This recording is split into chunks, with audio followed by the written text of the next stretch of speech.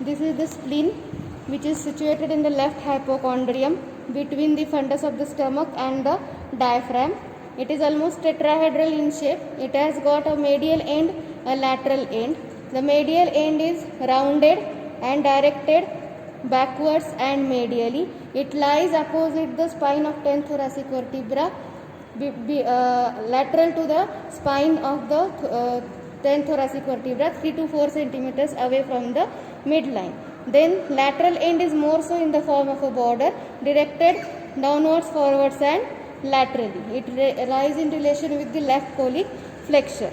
Now the axis of the spleen lies along the axis of 10th rib.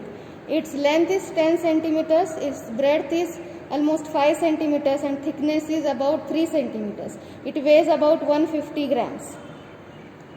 Now let us see what are the borders and surfaces of the spleen. We have seen the two ends. Now borders, this is the superior border, this is the inferior border, and here this is the intermediate border.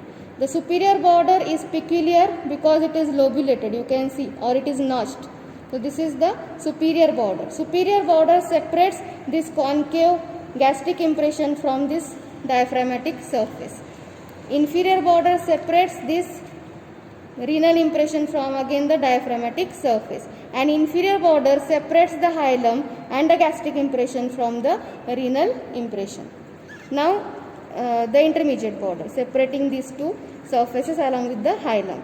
Now let us see the surfaces of the spleen. As already mentioned, the spleen has got this smooth out convex diaphragmatic surface. It is covered from within outwards by the diaphragm, then lower part of left lung and the left pleura and the left costodiaphragmatic recess. Now this is the visceral surface. Visceral surface shows us three important impressions along with the hilum. So this deep concave impression which is present in the anterior part of this visceral surface is called as gastric impression, and it is formed by the posterior surface of fundus of the stomach. At the lower part of this impression you can see these few blood vessels along with this fascia attached. This is nothing but the part of the lienorenal and gastrosplenic ligament, and this is called as hilum of the spleen. So hilum of the spleen gives attachment to gastrosplenic and lienorenal ligament and transmits the splenic vessels and the nerves. Now beneath the hilum is the intermediate border, and below that you have another impression called as renal impression. This renal impression is produced due to the posterior surface of the anterior surface of the left kidney and sometimes the left suprarenal gland. So this is gastric impression, renal impression separated by this intermediate border. Now in front of the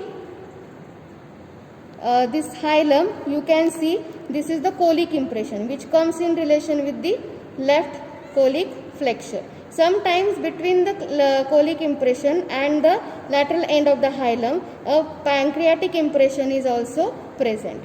So these are the relations of visceral surface of the spleen. Thank you.